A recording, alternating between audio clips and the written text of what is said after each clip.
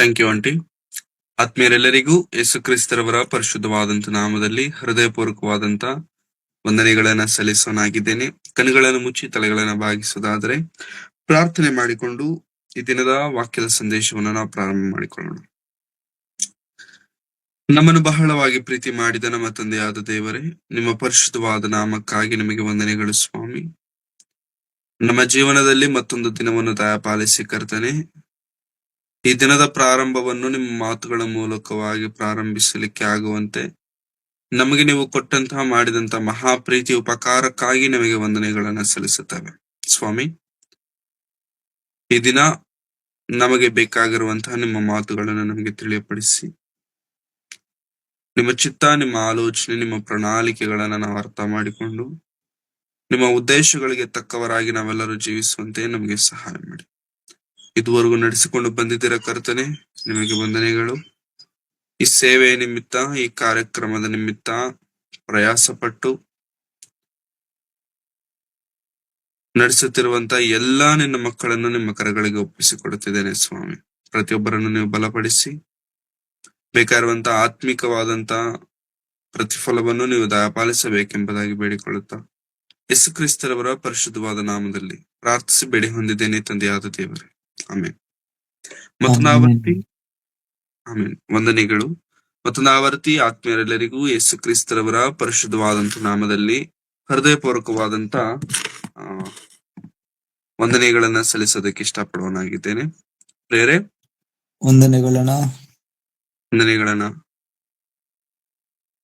ಈ ದಿನ ದೇವರ ಮಕ್ಕಳಾದಂತ ನಾವು ನಮ್ಮೆಲ್ಲರಿಗೂ ಬೇಕಾಗಿರುವಂತಹ ಮಾತುಗಳು ಅಥವಾ ನಮ್ಮೆಲ್ಲರ ಈ ಜೀವನದಲ್ಲಿ ಅವಶ್ಯವಾಗಿರುವಂತ ಕೆಲವು ಮಾತುಗಳನ್ನ ಧ್ಯಾನಿಸೋದಕ್ಕೆ ನಾವು ಸಿದ್ಧರಾಗಿರೋರಾಗಿರೋಣ. ಪ್ರೇರೆ, ಕ್ರೈಸ್ತರಾಗಿ ಜೀವಿಸುತ್ತಿರುವಂತ ನಾವು ಅಥವಾ ದೇವರಿಗೋಸ್ಕರ ಬದುಕುತ್ತಿರುವಂತ ನಾವು ದೇವರನ್ನ ನಂಬಿದಂತ ಈ ಭಕ್ತಿಯ ಜೀವನದಲ್ಲಿ ಅನೇಕ ಬಾರಿ ಅನೇಕ ಶೋಧನೆಗಳು, ಹಿಂಸೆಗಳು ಅಥವಾ ಸಹಿಸಲಿಕ್ಕಾಗದೇ ಇರುವಂತ ಪರಿಸ್ಥಿತಿಗಳು ನಮ್ಮ ಜೀವನದಲ್ಲಿ ಬರ್ತವೆ. ನಿಜ ಬರ್ತಾವ ಅಂತಂದ್ರೆ ಹೌದು, ಬರುತ್ತೆ. ದೇವರು ಸಮಸ್ತವನ್ನ ತಿಳಿದವರಾದಾಗ, ದೇವರು ಸಮಸ್ತವನ್ನ ಅರಿತವರಾದಾಗ ದೇವರು ಯಾಕೆ ಬಂದು ನಮಗೆ ಸಹಾಯ ಮಾಡುವುದಿಲ್ಲ ಎನ್ನುವಂತ ಪ್ರಶ್ನೆ ಕೂಡ ಅನೇಕ ಬಾರಿ ಅನೇಕ ಕ್ರೈಸ್ತರಿಗೆ ಬರುತ್ತೆ. ಯಾಕಂದ್ರೆ ದೇವರಿಗೆ ಎಲ್ಲವೂ ಗೊತ್ತು, ದೇವರೆಲ್ಲವೂ ತಿಳಿದವರಾಗಿದ್ದಾರೆ. ಎಲ್ಲವೂ ತಿಳಿದಂತ ದೇವರು, ಎಲ್ಲವೂ ಗೊತ್ತಾಗಿರುವಂತ ದೇವರು ಯಾಕೆ ಸಹಾಯ ಮಾಡ್ಲಿಕ್ಕೆ ಬರಲ್ಲ? ಅಂದ್ರೆ ಇದು ನನ್ನಿಂದ ಆಗದಂತ ಕೆಲಸ, ಇದು ನನ್ನ ಬಲದಿಂದ ಆಗುವಂತ ಕೆಲಸ ಅಲ್ಲ, ನನ್ನ ಬಲಕ್ಕಿಂತ ಹೆಚ್ಚಾದ ಬಲ ಬೇಕಾಗಿದೆ, ಇದು ದೇವರಿಂದ ಆಗುವಂತ ಕೆಲಸ. ಇದು ನಮಗೆ ಕ್ಲಿಯರ್ ಆಗಿ ಗೊತ್ತಾಗತ್ತೆ. ಆದ್ರೆ ಇದು ದೇವರಿಂದ ಆಗುವಂತ ಕೆಲಸ ಎಂಬುದಾಗಿ ದೇವರಿಗೆ ಗೊತ್ತು. ದೇವರಿಗೆ ಗೊತ್ತಿಲ್ಲದಿರುವಂತದ್ದು ಏನಾರಿದೆಯಾ ಪ್ರೇರೆ? ಏನೂ ಇಲ್ಲ. ದೇವರಿಗೆ ಗೊತ್ತಾಗದೇ ಇರುವಂತದ್ದು, ಮರೆಯಾಗಿರುವಂತದ್ದು ಯಾವುದು ಇಲ್ಲ ಅಂತಂದ ಮೇಲೆ, ದೇವರಿಗೆ ಸಮಸ್ತವು ತಿಳಿದಿದೆ ಅಂತಂದ ಮೇಲೆ, ಎಲ್ಲವೂ ತಿಳಿದಂತ ದೇವರು ಯಾಕೆ ನನ್ನ ಸಹಾಯಕ್ಕೆ ಬರುವುದಿಲ್ಲ? ಎಲ್ಲವೂ ತಿಳಿದಂತ ದೇವರು ಯಾಕೆ ನನ್ನನ್ನ ಬಲಪಡಿಸ್ಲಿಕ್ಕೆ ಬರುವುದಿಲ್ಲ ಎಂಬ ಪ್ರಶ್ನೆ ಅನೇಕರಿಗೆ ಬರುವಂತದ್ದಾಗಿದೆ. ಆದ್ರೆ ದೇವರ ಹತ್ರ ಇರುವಂತ ಗುಣವೇನು ಅಂತಂದ್ರೆ, ದೇವರು ತಾನಾಗೆ ಏನು ಮಾಡ್ಲಿಕ್ಕೆ ಮುಂದಕ್ಕೆ ಬರಲ್ಲ. ತಾನಾಗೆ, ತನ್ನಿಷ್ಟಕ್ಕೆ ತಾನಾಗೆ, ಸ್ವತಂತ್ರವಾಗಿ ದೇವರು ಬರ್ಲಿಕ್ಕೆ ಹೋಗಲ್ಲ ಪ್ರೇರೆ. ಮತ್ತೆ ಯಾವಾಗ ಬರ್ತಾರೆ ದೇವರು ಅಂತಂದ್ರೆ, ನಾವು ಕರೆದಾಗ ದೇವರು ಬರ್ತಾರೆ. ನಾವು ಕರೆಯದಿದ್ರೆ ದೇವರು ಬರಲ್ಲ. ನಾವು ಕರೆದಾಗ ಖಂಡಿತ ದೇವರು ಬರ್ತಾರೆ.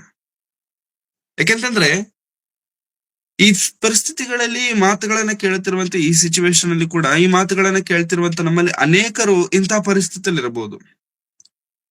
ಒಬ್ಬೊಬ್ಬರಿಗೆ ಒಂದೊಂದು ರೀತಿಯಾದಂತ ವಿಚಾರಗಳಿದ್ದಾಗ್ಯೂ ಸಿಚುವೇಶನ್ ವಿಲ್ ಬಿ ಸಿಮಿಲರ್. ಎಲ್ಲರಿಗೂ ಕೂಡ ಒಂದು ಸಹಜವಾದಂತ ಒಂದು ಪದ್ಧತಿಯಲ್ಲಿರುವಂತದ್ದನ್ನ ನಾವು ಕಾಣಬಹುದು. ಅಂದ್ರೆ ಹೇಳಿಕೊಳ್ಳುವುದಕ್ಕಾಗದೇ ಇರುವಂತದ್ದು, ದೇವರನ್ನ ನಂಬಿಕೊಂಡ ನಂತರವೂ ಕೂಡ, ದೇವರನ್ನ ಆಶ್ರಯಿಸಿದ ನಂತರವೂ ಕೂಡ ಕೆಲವೊಂದು ಪರಿಸ್ಥಿತಿಗಳು ನಮ್ಮ ಜೀವನದಲ್ಲಿ ಬರ್ತಿರ್ತವೆ. ಅವುಗಳನ್ನ ನಾವು ನೋಡಿ ಏನ್ ಮಾಡ್ಬೇಕು ಗೊತ್ತಾಗದೇ ಇರುವಂತ ಪರಿಸ್ಥಿತಿಯಲ್ಲಿ ನಾವಿರ್ತೇವೆ. ಹೌದು ಪ್ರಿಯರೇ. ಆದರೆ ಈ ದಿನ ಸತ್ಯವೇದದಲ್ಲಿ ಇದಕ್ಕೆ ಪರಿಷ್ಕಾರವನ್ನ ನಾವು ನೋಡೋಣ. ಇದಕ್ಕೆ ಒಂದು ರಿಸಲ್ಟ್, ಇದಕ್ಕೆ ಒಂದು ಆನ್ಸರ್ ಅನ್ನ ನಾವು ನೋಡೋಣ. ಯಾಕೆಂತಂದ್ರೆ ನಮ್ಮ ಪಕ್ಷದಲ್ಲಿ ಹೋರಾಡಬೇಕಾದಂತವರು ದೇವರು, ನಮ್ಮ ಪಕ್ಷದಲ್ಲಿ ನಿಲ್ಲಬೇಕಾದಂತವರು ದೇವರು. ನಮ್ಮ ಪಕ್ಷದಲ್ಲಿ ದೇವರು ನಿಲ್ಲಬೇಕು, ನಮ್ಮ ಪಕ್ಷದಲ್ಲಿ ದೇವರು ಹೋರಾಡಬೇಕಂತಂದ್ರೆ ಏನ್ ಮಾಡ್ಬೇಕು? ಇಂದಿನ ದಿನದಲ್ಲಿ ನಾವು ಮಾತನಾಡಿಕೊಳ್ಳುವಂತದ್ದು ಇದೆ. ಸತ್ಯವೇದದಲ್ಲಿ ಹಳೆ ಒಡಂಬಡಿಕೆಯಲ್ಲಿ ಯಹೂದ್ಯರು ಅಥವಾ ಇಸ್ರಾಯೇಲ್ಯರನ್ನ ಆಳ್ವಿಕೆ ಮಾಡಿರುವಂತ ಅರಸರ ಚರಿತ್ರೆ ನಮಗೆ ಸಿಗುತ್ತೆ ಪ್ರೇರೆ. ಈ ಅರಸರ ಚರಿತ್ರೆಯಲ್ಲಿ 25 ವರ್ಷ ಆಳ್ವಿಕೆ ಮಾಡಿರುವಂತ ಒಬ್ಬ ರಾಜನಿದ್ದಾನೆ, ಅರಸನಿದ್ದಾನೆ. ಆ ಅರಸನ ಹೆಸರೇ ಯೆಹೋಷಾಫಾಟನ್. ಯೆಹೋಷಾಫಾಟನ್ ಎಂಬುದಾಗಿ.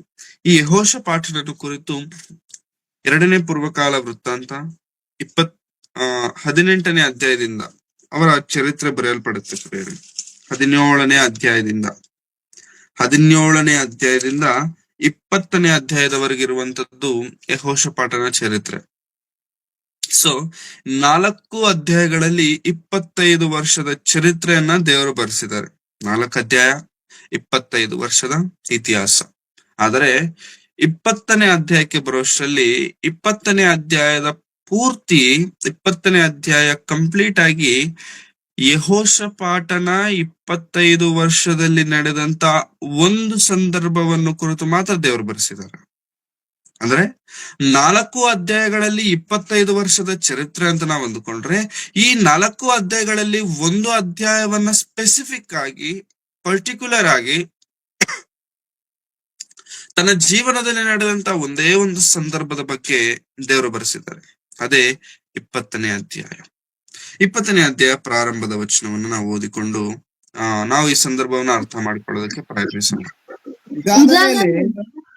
ಇದಾದ ಮೇಲೆ ಮೋವಾಬ್ಯರು, ಅಮ್ಮೋನಿಯರು, ಮೆಗೋನ್ಯರಲ್ಲಿ ಕೆಲವರು ಯೆಹೋಷಾಫಾಟನಿಗೆ ವಿರೋಧವಾಗಿ ಯುದ್ಧಕ್ಕೆ ಬಂದರು. ದೂತರು ಬಂದು ಯೆಹೋಷಾಫಾಟನಿಗೆ ಮಹಾಸಮೂಹವು ನಿನಗೆ ವಿರೋಧವಾಗಿ ಲವಣ ಸಮುದ್ರದ ಆಚೆಯಲ್ಲಿರುವ ಅರಾಮ್ ಪ್ರಾಂತ್ಯದ ಕಡೆಯಿಂದ ಬಂದು ಈಗ ಎಂಗೇದಿ ಎನಿಸಿಕೊಳ್ಳುವ ಅಚೋನ್ ತಾಮಾರಿನಲ್ಲಿರುತ್ತದೆಂದು ತಿಳಿಸಿದಾಗ ಯೆಹೋಷಾಫಾಟನು ಹೆದರಿ ಯೆಹೋವನನ್ನು ಆಶ್ರಯಿಸಿಕೊಳ್ಳಬೇಕೆಂದು ನಿರ್ಣಯಿಸಿಕೊಂಡು ಯೆಹೂದ್ಯರೆಲ್ಲರೂ ಉಪವಾಸ ಮಾಡಬೇಕೆಂದು ಪ್ರಕಟಿಸಿದನು. ಓಕೆ, ಥ್ಯಾಂಕ್ ಯು ಅಣ್ಣ, ಥ್ಯಾಂಕ್ ಯು. ಯೆಹೋಷಾಫಾಟನು ರಾಜನು, ಅರಸನು ಇಸ್ರಾಯೇಲ್ಯರಿಗೆಲ್ಲ ಯೆಹೂದ್ಯರಿಗೆ.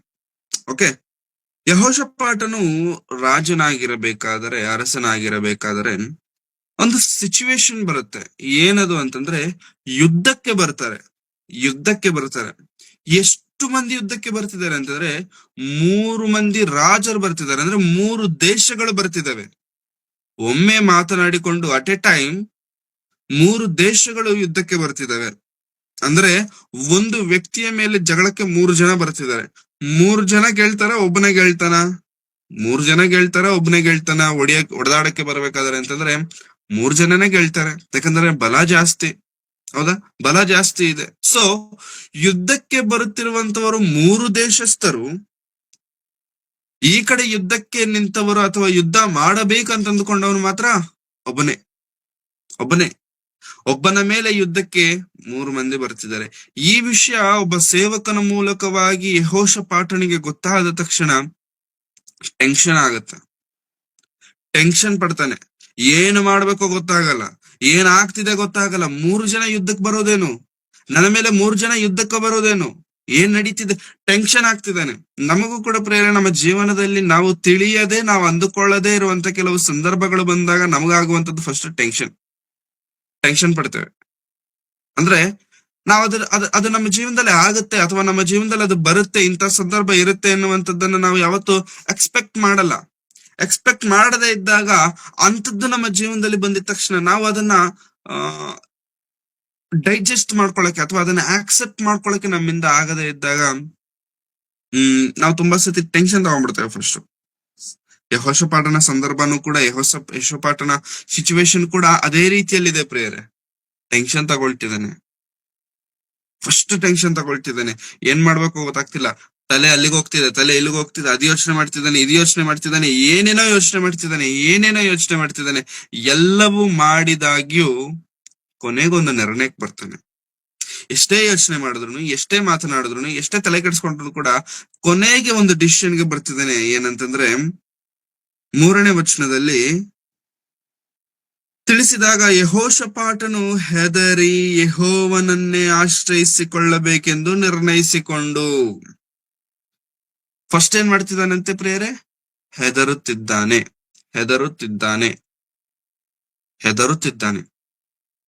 ರಾಜನು, ಒಂದು ದೇಶಕ್ಕೆ ರಾಜನು, ಈ ರಾಜನಾಗಿರುವಂತ ವ್ಯಕ್ತಿ ಏನಾಗ್ತಿದ್ದಾನಂತೆ?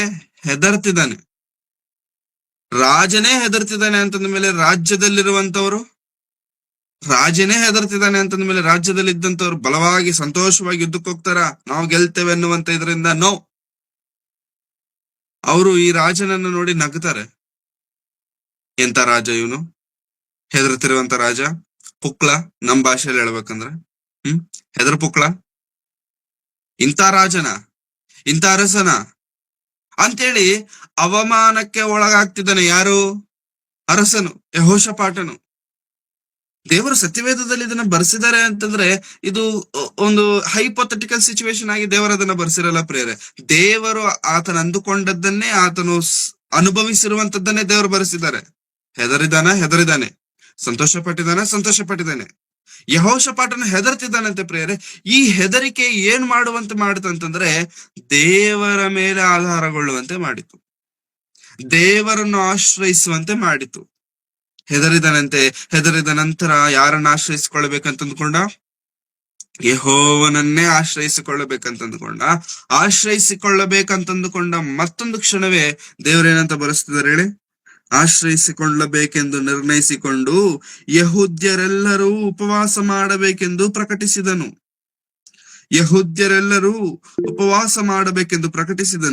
ಆಗ ಯೆಹೂದ್ಯರು ಯೆಹೋವನ ಸಹಾಯವನ್ನು ಕೇಳಿಕೊಳ್ಳುವುದಕ್ಕಾಗಿ ತಮ್ಮ ಎಲ್ಲಾ ಪಟ್ಟಣಗಳಿಂದ ಆತನ ಸನ್ನಿಧಿಯಲ್ಲಿ ಕೂಡಿ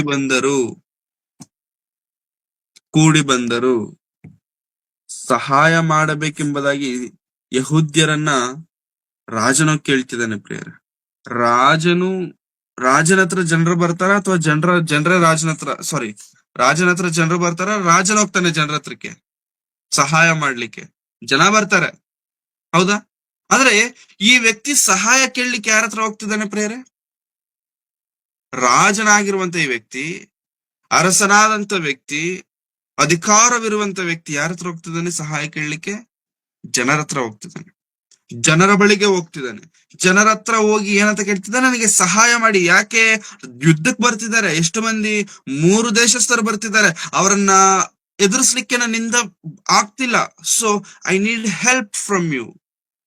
ನನಗೆ ನಿಮ್ಮಿಂದ ಸಹಾಯ ಬೇಕು. ಏನ್ ಸಹಾಯ ಬೇಕು? ಯುದ್ಧ ಮಾಡಕ್ ಬರ್ಬೇಕಾ? ಅಲ್ಲ, ನೀವು ಯುದ್ಧ ಮಾಡಕ್ ಬರಬೇಡಿ. ನಿಮ್ಮನ್ನ ಯುದ್ಧ ಮಾಡಿಸುವಷ್ಟು ಸ್ಥಿತಿಯಲ್ಲಿ ನಾನಿಲ್ಲ. ಮತ್ ಏನ್ ಸಹಾಯ? ಯುದ್ಧದ ಸಮಯದಲ್ಲಿ ಏನ್ ಸಹಾಯ ಮಾಡಬೇಕು? ಏನ್ ಸಹಾಯ ಮಾಡ್ಬೇಕಂದ್ರೆ ನೀವು ಉಪವಾಸವಿದ್ದು ಪ್ರಾರ್ಥನೆ ಮಾಡಿ. ಏನ್ ಮಾಡ್ಬೇಕಂತ ಪ್ರಿಯರೇ? ಉಪವಾಸವಿದ್ದು ಪ್ರಾರ್ಥನೆ ಮಾಡ್ಬೇಕಾ? ಹೌದು,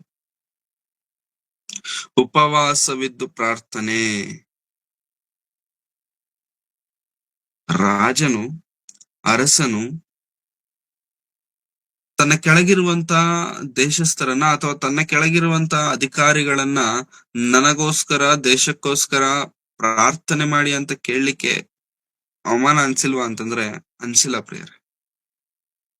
ಅವಮಾನ ಅನ್ಸಿಲ್ವಾ ವ್ಯಕ್ತಿಗೆ, ಆ ರಾಜನಿಗೆ ಅಂತಂದ್ರೆ ಅನ್ಸಿಲ್ವಂತೆ. ಇದ್ರ ಮೂಲಕವಾಗಿ ನಾವು ಅರ್ಥ ಮಾಡ್ಕೊಳ್ಬೇಕಾರಂತ ವಿಷಯ ಗೊತ್ತಾ ಪ್ರಿಯರೇ? ಪ್ರಾರ್ಥನೆಯಲ್ಲಿ ಕೇಳುವುದಕ್ಕೆ ನಾಚಿಕೆ ಪಡಬಾರದು. ಪ್ರಾರ್ಥನೆಯ ಸಹಾಯ ಕೇಳಲಿಕ್ಕೆ ನಾಚಿಕೆ ಪಡಬಾರದು. ಅದು ಚಿಕ್ಕವರೇ ಆಗಿರ್ಬೋದು, ದೊಡ್ಡವರೇ ಆಗಿರ್ಬೋದು. ಪ್ರಾರ್ಥನೆ ವಿಷಯದಲ್ಲಿ ನಾವು ನಾಚಿಕೆ ಪಡಬಾರದು. ಪ್ರಾರ್ಥನೆ ಮಾಡುವುದರ ವಿಷಯದಲ್ಲಿ ನಾಚಿಕೆ ಪಡಬಾರದು. ಅದನ್ನ ಕೇಳುವುದರ ವಿಷಯದಲ್ಲೂ ಕೂಡ ಎಂದಿಗೂ ನಾಚಿಕೆ ಪಡಬಾರದು. ಅನೇಕ ದಿನಮಾನಗಳಲ್ಲಿ ಪ್ರಿಯರೇ ಪ್ರಾರ್ಥನೆ ಮಾಡಲ್ಲ, ಕೇಳೋದು ಕೂಡ ಇಲ್ಲ. ನೀನು ಮಾಡಬೇಡ ಕೇಳೋದು ಇಲ್ಲ. ಇಂಥ ಪರಿಸ್ಥಿತಿಯಲ್ಲಿ ಇರ್ತೇವೆ ಪ್ರೇಯರೆ. ನೋ, ನಮಗೋಸ್ಕರ ಪ್ರಾರ್ಥನೆ ಮಾಡುವಂತವ್ರು ಬೇಕು, ನಮಗೋಸ್ಕರವಾಗಿ ಪ್ರಾರ್ಥಿಸುವಂತವರು ಬೇಕು. ಅದು ಎಂಥ ಪ್ರಾರ್ಥನೆ ಮಾಡ್ಬೇಕಂತ ಕೇಳ್ತಿದ್ದೇನೆ ಹೇಳಿ? ಉಪವಾಸದ ಪ್ರಾರ್ಥನೆ. ಉಪವಾಸದ ಪ್ರಾರ್ಥನೆ. ಉಪವಾಸ ಪ್ರಾರ್ಥನೆ ಮಾಡೋದು ಸರಿನಾ ತಪ್ಪ? ಉಪವಾಸ ಪ್ರಾರ್ಥನೆ ಮಾಡುವುದು ಸರಿಯೋ ತಪ್ಪೋ? ಸತ್ಯವೇದದಲ್ಲಿ ಉಪವಾಸದಿಂದ ಪ್ರಾರ್ಥನೆ ಮಾಡಬೇಕೆಂಬುದಾಗಿ ಕೇಳಿದಂತವ್ರು ಮತ್ತೊಬ್ರು ಇದ್ದಾರೆ, ಎಸ್ತೇರ್ ರಾಣಿ. ನಾನ್ ರಾಜನ ಹತ್ರ ಹೋಗ್ತಿದ್ದೇನೆ, ಅವನ ಹತ್ರ ಮಾತಾಡ್ಲಿಕ್ಕೆ ಹೋಗ್ತಿದ್ದೇನೆ ನಿಮಗೋಸ್ಕರ, ಅವನ ಹತ್ರ ಮಾತಾಡ್ಲಿಕ್ಕೆ ಹೋಗ್ತಿದ್ದೇನೆ ನನ್ನ ಜನರಾಗಿರುವಂತ ನಿಮಗೋಸ್ಕರ. ದೇವರು ನನಗೆ ಸಹಾಯ ಮಾಡುವಂತೆ ನನ್ನ ಜನಾಂಗದವರೆಲ್ಲರೂ, ನನ್ನ ಜಾತಿಯವರೆಲ್ಲರೂ, ಯಹೂದ್ಯರೆಲ್ಲರೂ ಮೊಣಕಾಲು ಹಾಕಿ ಗೋಣಿ ತಟ್ಟನ್ನ ಧರಿಸಿಕೊಂಡು ಬೂದಿಯಲ್ಲಿ ಕುಳಿತುಕೊಂಡು ನನಗೋಸ್ಕರ ಉಪವಾಸವಿದ್ದು ಪ್ರಾರ್ಥನೆ ಮಾಡಿ, ಉಪವಾಸವಿದ್ದು ಪ್ರಾರ್ಥನೆ ಮಾಡಿ. ಬಿಕಾಸ್ ನಾನು ಹೋಗುತ್ತಿರುವಂತದ್ದು ದೇವರ ಕೆಲಸ.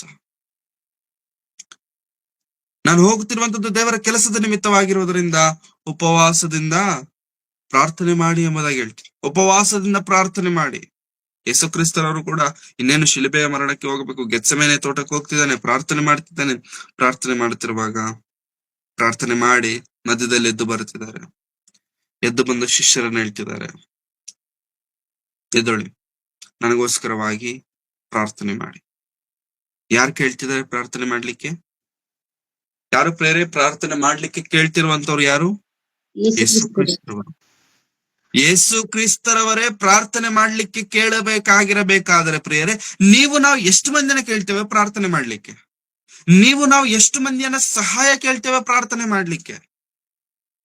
ದುಡ್ಡು ಕೇಳಕ್ಕೆ ನಮ್ಗೆ ನಾಚಿಕೆ ಆಗಲ್ಲ, ನಾಚಿಕೆ ಬಿಟ್ಟು ಕೇಳ್ತೇವೆ ದುಡ್ಡು ಕೇಳಕ್ಕೆ, ಹೌದಾ? ಮನುಷ್ಯರ ಸಹಾಯ ಬೇಕು ಅಂತಂದ್ರೆ ಸಹಾಯ ಮಾಡಿ ಅಂತ ನಾಚಿಕೆ ಬಿಟ್ಟು ಕೇಳ್ತೇವೆ. ಅದ್ರಲ್ಲಿ ನಾಚಿಕೆ ಇರಲ್ಲ ನಮಗೆ. ಪ್ರಾರ್ಥನೆ ಮಾಡಿ ಎಂಬುದಾಗಿ ಆತ್ಮೀಯ ಸಹೋದರರೊಂದಿಗೆ ಕೇಳಲಿಕ್ಕೆ ನಮ್ಗೇನಾಗತ್ತೆ? ನಾಚಿಕೆನಾ? ಏನೋ ಅವ್ರ ಆಸ್ತಿ ಕೇಳ್ತಿದ್ದೀರಾ, ಅಥವಾ ಅವ್ರ ಅಂತಸ್ತು ಕೇಳ್ತಿದ್ದೀರಾ, ಅವ್ರು ಕಟ್ಕೊಂಡಿರುವಂತ ಹೊಸ ಬಿಲ್ಡಿಂಗ್ ನ ನಿಮ್ಮ ಹೆಸರಲ್ಲಿ ಬರ್ಸ್ಕೊಡಕ್ ಕೇಳ್ತಿದ್ದೀರಾ? ಏನ್ ಕೇಳ್ತಿದ್ದೀರಾ? ಪ್ರಾರ್ಥನೆ ತಾನೆ. ಪ್ರಾರ್ಥನೆ ಅಂತಂದ್ರೆ ಏನು? ನಿನಗೆ ಸಿಗುವಂತ ಬಲ, ನಿನ್ನನ್ನು ಬಲಪಡಿಸುವಂತದ್ದು, ನಿನ್ನನ್ನು ಧೈರ್ಯ ಪಡಿಸುವಂತದ್ದು, ನಿನ್ನನ್ನು ಬಲಪಡಿಸುವುದಕ್ಕಾಗಿ ನಿನ್ನ ಪಕ್ಷದಲ್ಲಿ ನಿಂತುಕೊಂಡು ನಿನಗೋಸ್ಕರವಾಗಿ ಪ್ರಾರ್ಥಿಸುವಂತವರಿದ್ದಾರೆ ಅಂತಂದ್ರೆ you are a luckiest person. ನೀನ್ ನಿಜವಾಗ್ಲೂ ಅದೃಷ್ಟವಂತನು. ಭೂಮಿಯ ಮೇಲೆ ಅದೃಷ್ಟವಂತರು ಯಾರಾದ್ರೂ ಇದಾರ ಅಂತಂದ್ರೆ ತಮಗಾಗಿ ಪ್ರಾರ್ಥಿಸುವಂತವರನ್ನ ಸಂಪಾದಿಸಿಕೊಂಡಂತವರೇ ಅದೃಷ್ಟವಂತರು. ತಮಗಾಗಿ ಕಣ್ಣೀರಿಟ್ಟು, ತಮಗಾಗಿ ಉಪವಾಸವಿದ್ದು ಪ್ರಾರ್ಥಿಸುವಂತವರಿದಾರ. You are the luckiest person. You are the luckiest person. ಇದಾರ ನಮಗಂತವ್ರು? ನಮ್ಗೆ ಯಾರು ಇರ್ತಾರೆ ಹೇಳಿ? ನಮ್ಗೆ ನಾವ್ ಯಾರಿಗೋಸ್ಕರನಾದ್ರೂ ಪ್ರಾರ್ಥನೆ ಮಾಡಿದ್ರೆ ತಾನೇ ಪ್ರೇರೆ ನಮಗೋಸ್ಕರ ಯಾರಾದ್ರೂ ಪ್ರಾರ್ಥನೆ ಮಾಡೋದು? ನಾವ್ ಯಾರಿಗೋಸ್ಕರನಾದ್ರೂ ಪ್ರಾರ್ಥನೆ ಮಾಡಿದ್ರೆ ತಾನೇ ನಮಗೋಸ್ಕರ ಯಾರಾದ್ರೂ. ನಾವ್ ಯಾರಿಗೋಸ್ಕರ ಮಾಡಲ್ಲ. ಅದುವರೆಗೂ ಯಾಕೆ? ನಮಗೋಸ್ಕರನೇ ನಾವು ಮಾಡ್ಕೊಳಲ್ಲ. ಯೆಹೋಷಾಫಾಟನ ಪರಿಸ್ಥಿತಿ ಹೇಗಿದೆ ಗೊತ್ತಾ? ಇದ್ದಕ್ಕಿದ್ದಂಗೆ ಶ್ರಮೆಗಳು ಬಂತು, ಇದ್ದಕ್ಕಿದ್ದಂಗೆ ಏನು ಮಾಡಬೇಕು ಗೊತ್ತಾಗದೇ ಇರುವಂತ ಪರಿಸ್ಥಿತಿಗಳು ಬಂದಾಗ ಟೆನ್ಷನ್ ಪಟ್ಟ, ಅಫ್ಕೋರ್ಸ್ ಹೆದರ್ಕೊಂಡ, ಇಟ್ಸ್ ನ್ಯಾಚುರಲ್. ಹೆದರಿಕೆ ಆಯ್ತು, ಭಯ ಪಟ್ಟ, ಏನ್ ಮಾಡ್ಬೇಕು ಗೊತ್ತಾಗಿಲ್ಲ. ಅಯ್ಯೋ, ಇಷ್ಟು ಜನ ನನ್ನ ಮೇಲೆ ಒಬ್ಬನ ಮೇಲೆ ಬರ್ತಿದ್ದಾರೆ, ಏನ್ ಮಾಡ್ಬೇಕೆಂಬುದಾಗಿ ಗೊತ್ತಾಗದೇ ಇರುವಂತ ಪರಿಸ್ಥಿತಿಯಲ್ಲಿ ಹೆದರ್ಕೊಂಡು ಏನ್ ಮಾಡ್ಬೇಕು ಗೊತ್ತಾಗದೆ ಗಲಿಬಿಲಿ ಆಗಿಲ್ಲ. ಒಂದು ಒಳ್ಳೆ ನಿರ್ಣಯವನ್ನ ತೆಗೆದುಕೊಂಡಿದ್ದಾನೆ. ಏನದು ಅಂತಂದ್ರೆ, ನನ್ನ ದೇವರನ್ನ ಆಶ್ರಯಿಸಬೇಕು, ಯೆಹೋವನನ್ನೇ ಆಶ್ರಯಿಸಬೇಕು. ನೋಡಿ, ಯೆಹೋವನನ್ನೇ ಆಶ್ರಯಿಸಬೇಕು. ಆಶ್ರಯಿಸಬೇಕು ಅಂತ ಅಂದುಕೊಂಡಿದ ತಕ್ಷಣ ನಡ್ರೋ ಯುದ್ಧಕ್ಕೆ ಹೋಗೋಣ ಅಂತ ಹೇಳ್ಬಿಟ್ಟು ಹಂಗೆ ಯುದ್ಧಕ್ಕೆ ಹೋಗಿಲ್ಲ. ಫಸ್ಟ್ ಜನರೆಲ್ಲರಿಗೂ ಕರಿವಿಕೆ ಕೊಡ್ತಿದ್ದಾನೆ. ಬನ್ನಿ, ನಿಮ್ಗೊಂದು ವಿಷಯ ಹೇಳ್ಬೇಕು. ಏನ್ ರಾಜನೇ? ಏನಪ್ಪಾ? ನನಗ್ ಭಯನಾ? ಯಾಕೆ ಭಯ? ಯುದ್ಧಕ್ಕೆ ಬರ್ತಿದ್ದಾರೆ, ಹೆದರಿಕೆ ಆಗ್ತಿದೆ, ನಿಮ್ಮಿಂದ ನನಗ್ ಸಹಾಯ ಬೇಕು. ಏನ್ ಸಹಾಯ? ನಾವು ನಿಮಗ್ ಮಾಡ್ಲಿಕ್ಕಾಗುವಂತ ಸಹಾಯವೇನು? ನಾವು ನಿಮಗೆ ಮಾಡ್ಲಿಕ್ಕಾಗುವಂತ ಆ ಉಪಕಾರವೇನು ಅಂತಂದ್ರೆ ಪ್ರಾರ್ಥನೆ ಮಾಡಿ, ಉಪವಾಸದಿಂದಿದ್ದು ನನಗೋಸ್ಕರವಾಗಿ ಪ್ರಾರ್ಥನೆ ಮಾಡಿ. ಪ್ರೇರೆ, ಇಂಥ ಪ್ರಾರ್ಥನೆ ನಾವು ಎಷ್ಟು ಬಾರಿ ಎಷ್ಟು ಮಂದಿನ ಕೇಳಿದ್ದೇವೆ? ನನಗೋಸ್ಕರವಾಗಿ ಪ್ರಾರ್ಥನೆ ಮಾಡಿ, ನನಗೋಸ್ಕರವಾಗಿ ದೇವರ ಮುಂದೆ ಕೇಳಿ. ನೀವ್ ಏನ್ ಸಹಾಯ ಮಾಡ್ಬೇಕಾರಂತ ಅವಶ್ಯಕತೆ ಇಲ್ಲ, ನೀವೇನ್ ನನಗೆ ಬಂದು ಉಪಕಾರ ಮಾಡ್ಬೇಕಾರಂತ ಅವಶ್ಯಕತೆ ನನಗಿಲ್ಲ. ಪ್ರಾರ್ಥನೆ ಮಾಡಿ ಸಾಕು. ಕೇಳಿದವ ಪ್ರೇರೆ? ಪ್ರಾರ್ಥನೆ ನೀನ್ ಮಾಡು, ಮಾಡದೆ ಹೋಗು ಬಿಡು, ನನಗದ್ರ ತೊಂದ್ರೆ ಇಲ್ಲ. ನೀನ್ ನನಗೆ ಹೆಲ್ಪ್ ಮಾಡಂಗಿದ್ರೆ ಮಾತಾಡು, ಇಲ್ಲ ಅಂತಂದ್ರೆ ಹೋಗ್. ನನ್ ಕಷ್ಟ ಇದೆ ಅಂತ ಗೊತ್ತಲ್ಲ, ಗೊತ್ತಾದ್ಮೇಲೆ ನೀನ್ ಏನ್ ಮಾಡ್ಬೇಕು? ಹೆಲ್ಪ್ ಮಾಡ್ಬೇಕು, ಹಣ ಕೊಡ್ಬೇಕು. ಕೊಡಂಗಿತ್ತಂತಂದ್ರೆ ಮಾತಾಡು, ಇಲ್ವಾ ಕೊಡಂಗಿಲ್ವಾ, ಕೊಡ್ತಿಲ್ವಾ ನೀನು, ಸೊ ಗೆಟ್ ಔಟ್. ಪ್ರಾರ್ಥನೆ ಮಾಡಿದ್ರೇನು ಮಾಡದೇ ಇದ್ರೇನು, ಬೇರೆ ಇದಲ್ಲ. ಭಕ್ತಿಯಲ್ಲಿರುವಂತವ್ರು, ದೇವರಲ್ಲಿ ಭರವಸೆ ಇಟ್ಟಂತವ್ರು ಮಾಡುವಂತ ಪ್ರಪ್ರಥಮವಾದಂತ ಕೆಲಸವೇನೋ ಗೊತ್ತಾ? ಪ್ರಾರ್ಥನೆ. ಪ್ರಾರ್ಥನೆ ನಮ್ಮ ಜೀವನದಲ್ಲಿ ಕಡಿಮೆ ಆಯ್ತು ಅಂತಂದ್ರೆ ಪ್ರೇರಣೆ ನಾವ್ ಏನ್ ಮಾಡ್ಬೇಕು ಗೊತ್ತಾಗದೇ ಇರುವಂತ ಪರಿಸ್ಥಿತಿಗೆ ಇಳಿದೋಗ್ತಿದ್ದೇವೆ ಅಂತ ಅರ್ಥ. ಪ್ರಾರ್ಥನೆ ನಮ್ಮ ಜೀವನದಲ್ಲಿ ಬರ ಆಗಿದೆ, ಕಡಿಮೆ ಆಗ್ಬಿಟ್ಟಿದೆ ಅಂತಂದ್ರೆ ಅರ್ಥ ಏನೋ ಗೊತ್ತಾ? ದೇವರೊಂದಿಗೆ ನಿಮಗೆ ನಮಗೆ ಇರಬೇಕಾದಂತ ಆ ಕನೆಕ್ಷನ್, ಆ ರಿಲೇಶನ್ ಕಡಿಮೆ ಆಗ್ಬಿಟ್ಟಿದೆ ಅಂತ ಅರ್ಥ, ವೀಕ್ ಆಗಿದೆ ಅಂತ ಅರ್ಥ. ಇವಾಗ ಮಾತನಾಡ್ತಿದ್ದೇವೆ, ನನ್ನ ಇಂಟರ್ನೆಟ್ ಕನೆಕ್ಷನ್ ವೀಕ್ ಆಗಿದ್ರು, ನಿಮ್ಮ ಇಂಟರ್ನೆಟ್ ಕನೆಕ್ಷನ್ ವೀಕ್ ಆಗಿದ್ರು ಕೂಡ ನನ್ನ ಮಾತು ನಿಮಗೆ ಸರಿಯಾಗಿ ಕೇಳಿಸಲ್ಲ, ಕಟ್ಟಾಗಿ ಕೇಳಿಸುತ್ತೆ, ಬ್ರೇಕ್ ಆಗುತ್ತೆ, ಕೆಲವೊಮ್ಮೆ ಕಟ್ಟೆ ಆಗ್ಬಿಡುತ್ತೆ, ಕಾಲೇ ಕಟ್ ಆಗ್ಬಿಡುತ್ತೆ. ಯಾಕೆ ಅಂತಂದ್ರೆ ಕನೆಕ್ಷನ್ ವೀಕ್ ಆಗಿದೆ, ಕನೆಕ್ಷನ್ ಸ್ಟ್ರಾಂಗ್ ಆಗಿಲ್ಲ.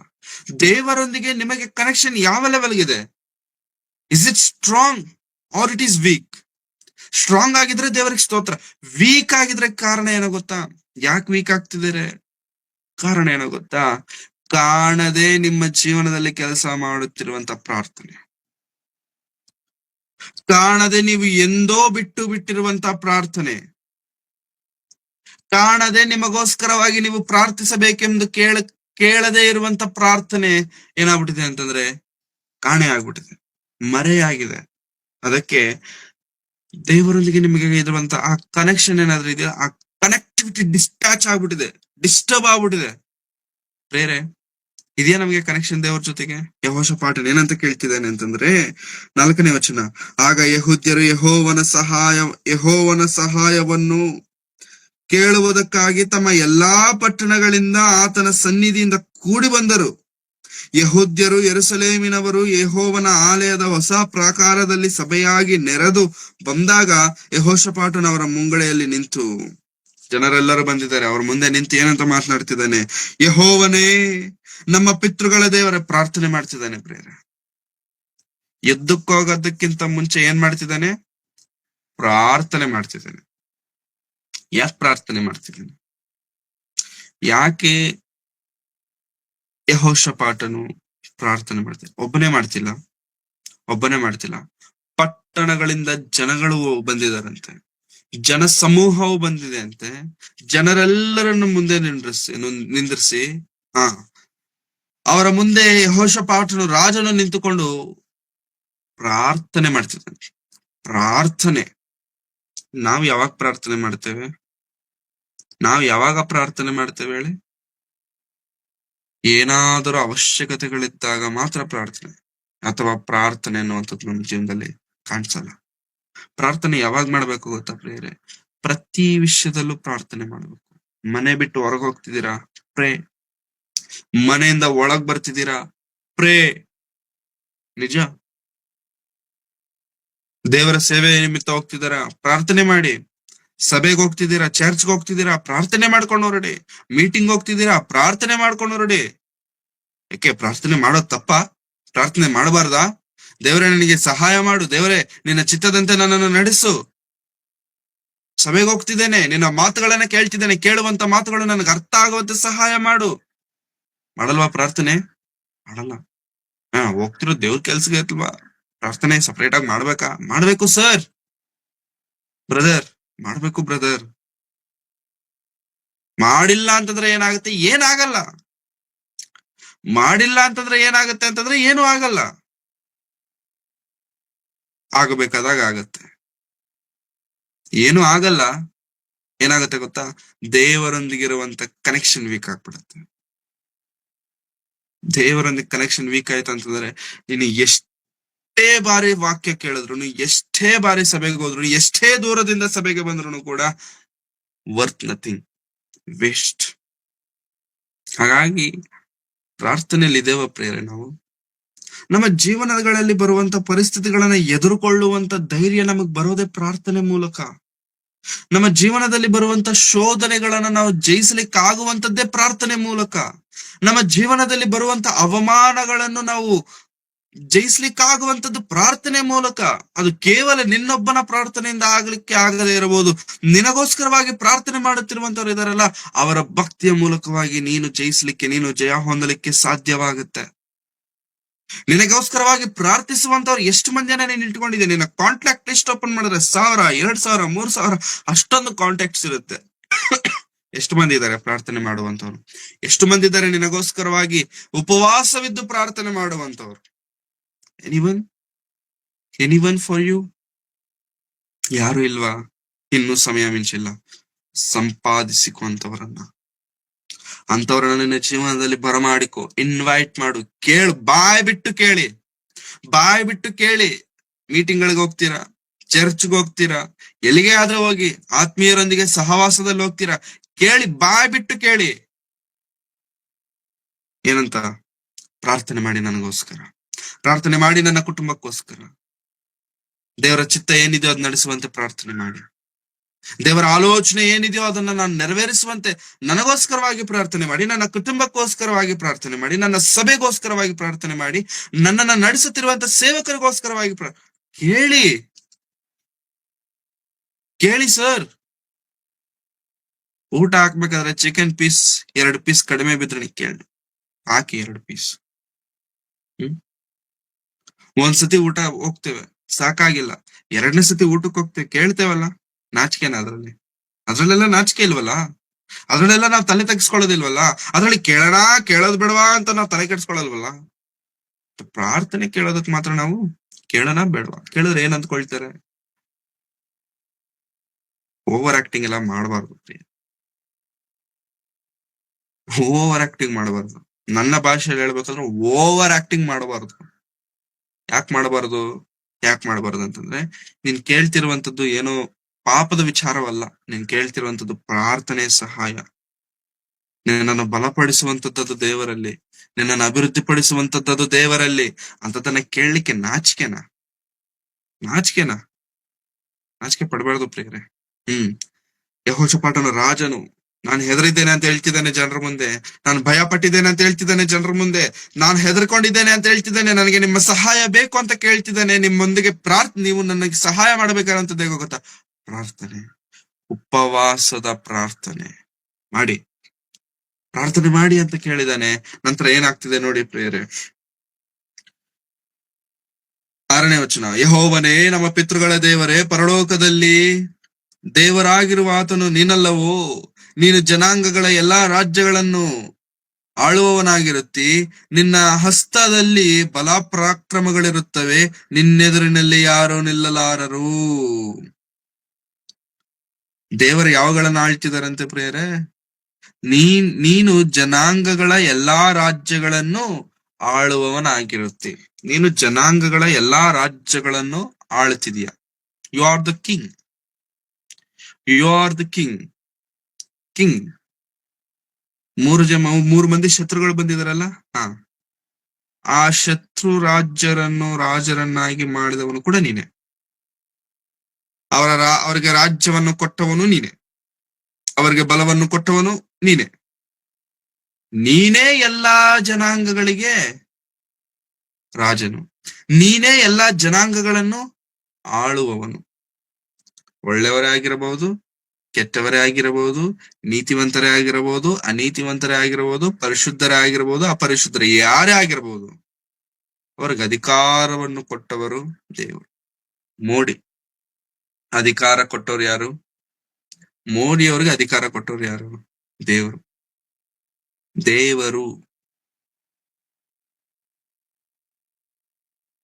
ಇಷ್ಟು ಪರಿಸ್ಥಿತಿಗಳ ಕಣ್ಣು ಮುಂದೆ ನಡೀತಿದ್ರು ಕೂಡ ದೇವರು ಯಾಕಪ್ಪ ಇನ್ನೂ ತೆಗೆದಾಕಿಲ್ಲ ಅವ್ರನ್ನ ಅಂತ ಯೋಚನೆ ಬರುತ್ತಲ್ಲ ಪ್ರಿಯರೇ? ಬರುತ್ತೆ. ಇಷ್ಟೆಲ್ಲಾ ಪರಿಸ್ಥಿತಿ, ಕ್ರೈಸ್ತರಿಗೆ ಅವಮಾನ ನಡೀತಿದೆ. ಅದೊಂದೇನಾ? ತುಂಬಾ ತುಂಬಾ ತುಂಬಾ ತುಂಬಾ ವಿಚಾರಗಳನ್ನ ಹೇಳ್ಕೊಂಡವ್ರೆ, ಭಯಂಕರ ವಿಚಾರಗಳಿದಾವೆ. ಇಷ್ಟೆಲ್ಲ ನಡೀತಿದೆ. ಚರಿತ್ರೆಯಲ್ಲಿ ಮೊದಲು ನಡೆಯದೇ ಇರುವಂತ ಅನೇಕ ಪರಿಸ್ಥಿತಿಗಳು ನಡೀತಿದ್ದಾವೆ. 3ನೇ ಬಾರಿ ಎಲೆಕ್ಟ್ ಆಗಿದ್ದಾನೆ. ಈಗ ದೇವ್ರೆ, ಇಷ್ಟೆಲ್ಲ ನೀನ್ ನೋಡ್ತಿದ್ಯಾ ಇಲ್ವಾ ದೇವ್ರೆ? ಮಾಡ್ತಿದ್ಯಾ ಇಲ್ವಾ ದೇವ್ರೆ? ತೆಗೆದು ಬಿಡ್ಬೋದಲ್ವಾ? ಎತ್ ಬಿಡ್ಬೋದಲ್ವಾ?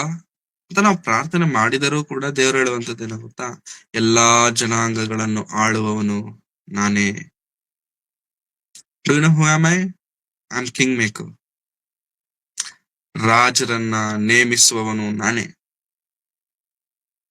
ನಿನ್ನ ಜೀವನದಲ್ಲಿ ಅಂತ ಪರಿಸ್ಥಿತಿಗಳನ್ನ ಬರಮಾಡುವವನು ನಾನೇ. ಯಾಕೆ ದೇವ್ರೆ, ಯಾಕೆ ಸ್ವಾಮಿ, ನಿನಗಿವಾಗ ಅದು ಅರ್ಥ ಆಗಲ್ಲ? ಇವಾಗ ನಿನಗದು ಅರ್ಥ ಆಗಲ್ಲ. ನಿನಗೆ ಅರ್ಥ ಆಗಬೇಕು ಅಂತಂದ್ರೆ ಬಹಳ ಟೈಮ್ ಬೇಕಾಗತ್ತೆ. ನಿನಗೆ ಆ ವಿಷಯ ತಿಳಿದು ಬರ್ಬೇಕಂದ್ರೆ it takes lot of time. But ನಾನು ಏನೇ ಮಾಡಿದ್ರು ಕೂಡ ನನ್ನದೇ ಆದಂತ ಒಂದು ಪ್ರಣಾಳಿಕೆ, ನನ್ನದೇ ಆದಂತ ಒಂದು ಉದ್ದೇಶವಿರುತ್ತೆ. ಪ್ರೇರೆ, ಈ ಅರಸನ ಪ್ರಾರ್ಥನೆ ನಾವು ಕೇಳಬೇಕು. ಪ್ರೇರೆ ಏನಂತ ಮಾಡ್ತಿದ್ದಾನೆ? 7ನೇ ವಚನ, ನಿಲ್ಲಲಾರರು ನಮ್ಮ ದೇವರಾದ ನೀನು ನಿನ್ನ ಪ್ರಜೆಗಳಾದ ಇಸ್ರಾಯೇಲ್ಯರ ಎದುರಿನಿಂದ ಈ ದೇಶದ ನಿವಾಸಿಗಳನ್ನು ಹೊರಡಿಸಿ ದೇಶವನ್ನು ನಿನ್ನ ಸ್ನೇಹಿತನಾದ ಅಬ್ರಹಾಮನ ಸಂತಾನದವರಿಗೆ ಶಾಶ್ವತ ಸ್ವಾಸ್ಥ್ಯವನ್ನಾಗಿ ಕೊಟ್ಟಿಯಲ್ಲ.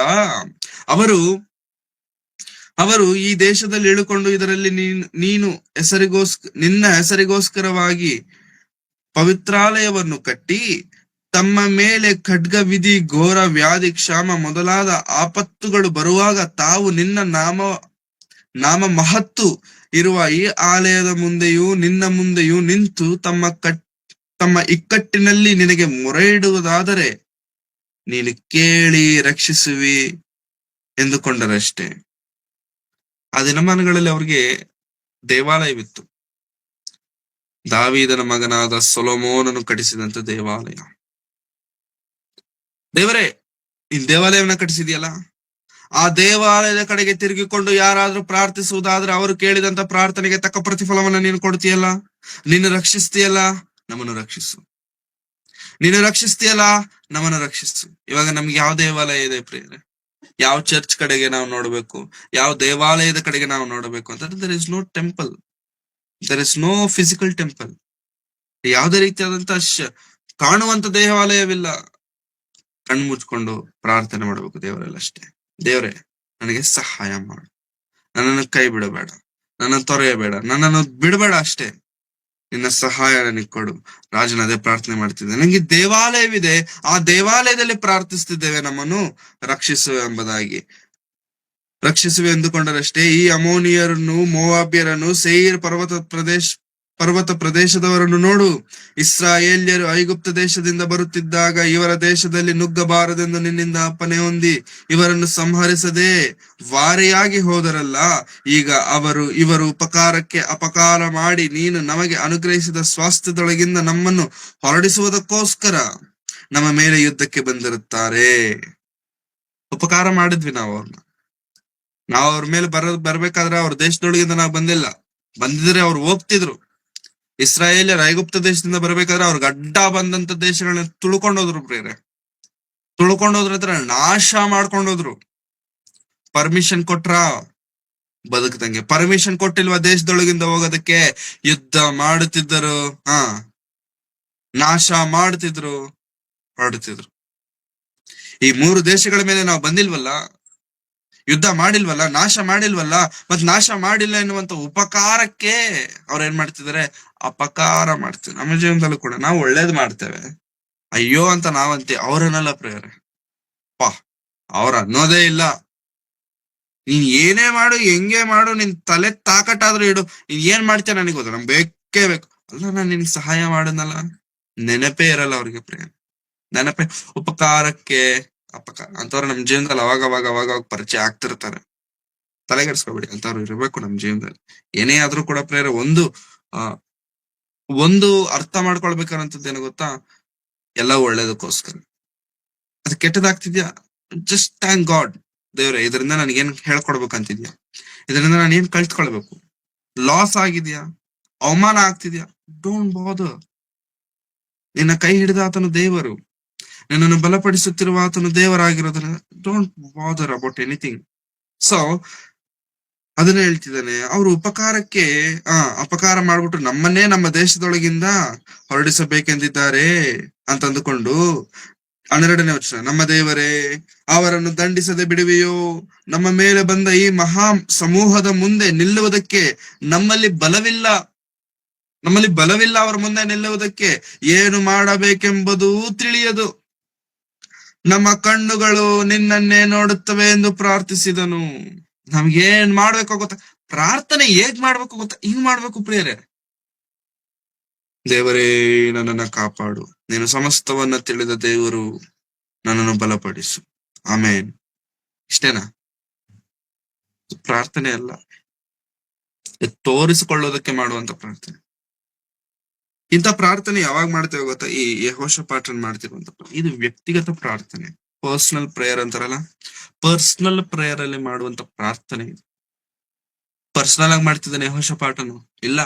ಜನ ಸಮೂಹಗಳ ಆತನ ಮುಂದೆ ನಿಂತಿರುವಾಗ ಬಾಯಿ ಬಿಟ್ಟು ಏನಂತ ಮಾತನಾಡ್ತಿದ್ದಾನೆ ಅಂತಾರೆ? ನನಗೆ ಬಲವಿಲ್ಲ, ಧೈರ್ಯವಿಲ್ಲ, ಏನ್ ಮಾಡ್ಬೇಕು ನನಗ್ ಗೊತ್ತಾಗ್ತಿಲ್ಲ, ದೇವರೇ ನೀನೇ ಸಹಾಯ ಮಾಡಬೇಕು. ತನ್ನಂತ ತಗ್ಗಿಸ್ಕೊಳ್ತಿದ್ದಾನೆ ಪ್ರೇಯರೇ. ರಾಜನಾಗಿರುವಂತ ನಿನಗೇ ಧೈರ್ಯ ಇಲ್ಲ ಅಂತಂದ್ಮೇಲೆ ರಾಜ್ಯದಲ್ಲಿರುವಂತವ್ರಿಗೆ ಹೆಂಗಿರುತ್ತೆ ಧೈರ್ಯ? ತನ್ನಂತಾನು ಕೇವಲ ಮಾಡ್ಕೊಳ್ತಿದ್ದಾನೆ. ಯಾಕೋ ಗೊತ್ತಾ? ಏನಿಲ್ಲ ಅಂತಂದ್ಮೇಲೆ ಏನು ಇಲ್ಲ ಅಂತ ಅನ್ಬೇಕಷ್ಟೇ. ಧೈರ್ಯ ಇಲ್ವಾ? ಧೈರ್ಯ ಇಲ್ಲ. ಆನ್ಸರ್ ಗೊತ್ತಾ? ಗೊತ್ತು. ಗೊತ್ತಿಲ್ವಾ? ಗೊತ್ತಿಲ್ಲ ಅಷ್ಟೇ. ಗೊತ್ತಿಲ್ಲದೆ ಇರುವಂತ ಆನ್ಸರ್ನು ಕೂಡ ನನಗೆ ಗೊತ್ತು ಗೊತ್ತು ಗೊತ್ತು ಗೊತ್ತು ಅಂತ ಹೇಳ್ಕೊಂಡು ಟೈಮ್ ಪಾಸ್ ಮಾಡೋದಕ್ಕಿಂತ ಗೊತ್ತಿಲ್ವಾ? ಗೊತ್ತಿಲ್ಲ. ಗೊತ್ತಾ? ಗೊತ್ತು ಅಷ್ಟೇ. ಯೆಹೋಷಾಫಾಟನು ಸ್ಟ್ರೈಟ್ ಅಂಡ್ ಫಾರ್ವರ್ಡ್ ಆಗಿದ್ದಾನೆ, ಮಾತನಾಡ್ತಿದ್ದಾನೆ. ನನಗೆ ಆಗ್ತಿಲ್ಲ, ನಿನ್ನನ್ನ ಕಾಪಾಡು, ನಮ್ಮ ಕಣ್ಣುಗಳು ನಿನ್ನನ್ನೇ ನೋಡ್ತಿದ್ದಾವೆ ಎಂದು ಪ್ರಾರ್ಥಿಸಿದ್ದಾನೆ. ಎಲ್ಲಾ ಯಹೂದ್ಯರು ಅವರ ಹೆಂಡತಿ ಮಕ್ಕಳು ಯೆಹೋವನ ಸನ್ನಿಧಾನದಲ್ಲಿ ನಿಂತಿದ್ದರು. ಎಲ್ಲಿ ನಿಂತಿದ್ದಾರಂತೆ ಪ್ರಿಯರು? ಯೆಹೋವನ ಸನ್ನಿಧಾನದಲ್ಲಿ. ಯಾವ್ದಕ್ಕೋಸ್ಕರ ನಿಂತವ್ರೆ? ಯುದ್ಧ ಮಾಡ್ಲಿಕ್ಕೆ ಹೋಗೋದಕ್ಕಿಂತ ಮುಂಚೆ ನಿಂತವ್ರು ಇವ್ರು. ಎಲ್ಲಿದ್ದಾರೆ ಗೊತ್ತಾ ಇವ್ರು? ಎಷ್ಟ್ ದೂರದಲ್ಲಿದ್ದಾರೆ ಗೊತ್ತಾ? ಅವ್ರೇನ ಅಷ್ಟು ಅಲ್ಲಿ ಸುಮಾರು ದೂರದಲ್ಲಿದ್ದಾರೆ. ಇವ್ರು ಪ್ರಾರ್ಥನೆ ಮಾಡ್ಕೊಂಡು ಇಲ್ಲ, ತುಂಬಾ ಹತ್ರದಲ್ಲಿದ್ದಾರೆ. ಯುದ್ಧಕ್ಕೆ ಹೋಗ್ಬೇಕಾದ್ರೆ ಮಕ್ಕಳು, ಹೆಂಗಸರು ಎಲ್ಲಾರನ್ನ ಕರ್ಕೊಂಡು ಹೋಗ್ತಾರೆ ಪ್ರಿಯರೇ? ಇಲ್ಲ. ಇಲ್ಲಿ ಯಾರ್ಯಾರು ಬಂದಿದ್ದಾರೆ ಅಂತ ನೋಡಿ. ಹೆಂಡತಿ ಮಕ್ಕಳು ಯೆಹೋವನ ಸನ್ನಿಧಿಯಲ್ಲಿ ನಿಂತರು. ಹೆಂಡತಿ ಮಕ್ಕಳ ಅವ್ರು ಬಂದ್ ಏನ್ ಮಾಡ್ತಿದ್ದಾರೆ? ಪ್ರಾರ್ಥನೆ ಮಾಡ್ತಿದ್ದಾರೆ. ಅವ್ರು ಬಂದ್ ಏನ್ ಮಾಡ್ತಿದ್ದಾರೆ? ಪ್ರಾರ್ಥನೆ. ಕುಟುಂಬದ ಪ್ರಾರ್ಥನೆ ಇದೆಯಾ ಪ್ರೇಯರ್? ಫ್ಯಾಮಿಲಿ ಪ್ರೇಯರ್ ಇದೆಯಾ? ಮಾಡ್ತಿದ್ದೇವ ನಾವು? ಮಾಡ್ತಿದ್ರೆ ದೇವ್ರಿಗೆ ಸ್ತೋತ್ರ. ಮಾಡ್ತಿಲ್ವಾ?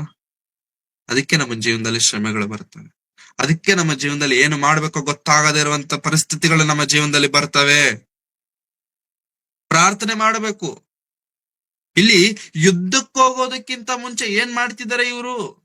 ಯುದ್ಧಕ್ಕೆ ಹೋಗೋ ಪ್ರಾರ್ಥನೆ ಮಾಡ್ತಿದ್ದಾರೆ. ಪ್ರಾರ್ಥನೆ ಮಾಡ್ಬೇಕಾ? ಎಸ್, ಪ್ರಾರ್ಥನೆ ಮಾಡ್ಬೇಕು. ದೇವರ ಸಹಾಯವನ್ನ ಕೇಳಬೇಕು. ನನ್ನ ಜೀವನದಲ್ಲಿ ನಿಮ್ಮಿಂದ ನಮ್ಮಿಂದ ಆಗದೇ ಇರುವಂತ ಕಷ್ಟಗಳು, ಶ್ರಮೆಗಳು, ಆಗುವಂತ ನೋವುಗಳು ನಮ್ಮ ಜೀವನದಲ್ಲಿ ಬಂದಾಗ ಏನ್ ಮಾಡ್ಬೇಕು?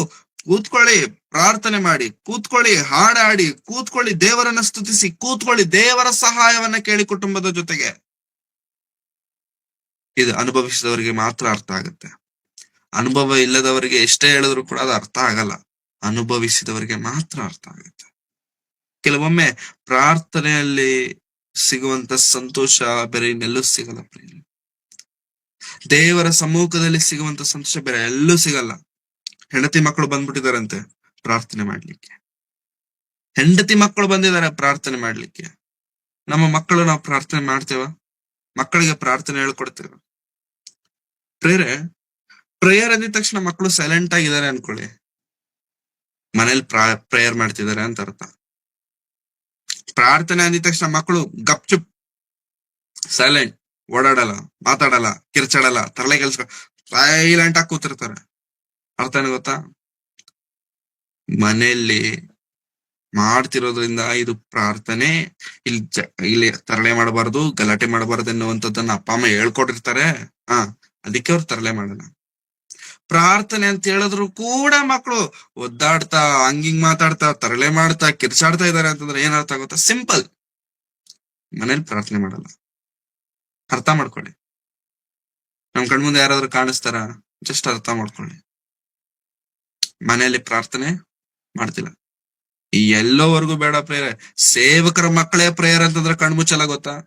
ಸೇವಕರ ಮಕ್ಕಳೇ ಪ್ರೇಯರ್ ಅಂತಂದ್ರೆ ತಲೆನೇ ಕೆಡ್ಸ್ಕೊಳಲ್ಲ. ಅವ್ರಿಗೆ ಇಷ್ಟ ಬಂದಂಗ್ ಓಡಾಡ್ತಿರ್ತಾರೆ. ಅವರು ಕೂಡ ಪ್ರಾರ್ಥನೆ ಮಾಡಲ್ಲ. ನಾವಾದ್ರೂ ಪ್ರಾರ್ಥನೆ ಮಾಡೋಣ ಇನ್ ಮುಂದಾದ್ರು. ತಾಯಿ ಮಕ್ಕಳು ಹೆಂಡತಿ ಮಕ್ಕಳು ಎಲ್ಲರೂ ಬಂದಿದ್ದಾರಂತೆ. ಬಂದು ಆಗ ಸಮೂಹದೊಳಗೆ ಆಸಾಪನ ವಂಶದವನಾದ ಲೇವಿಯನು, ಮತ್ತನ್ಯನಿಗೆ ಹುಟ್ಟಿದ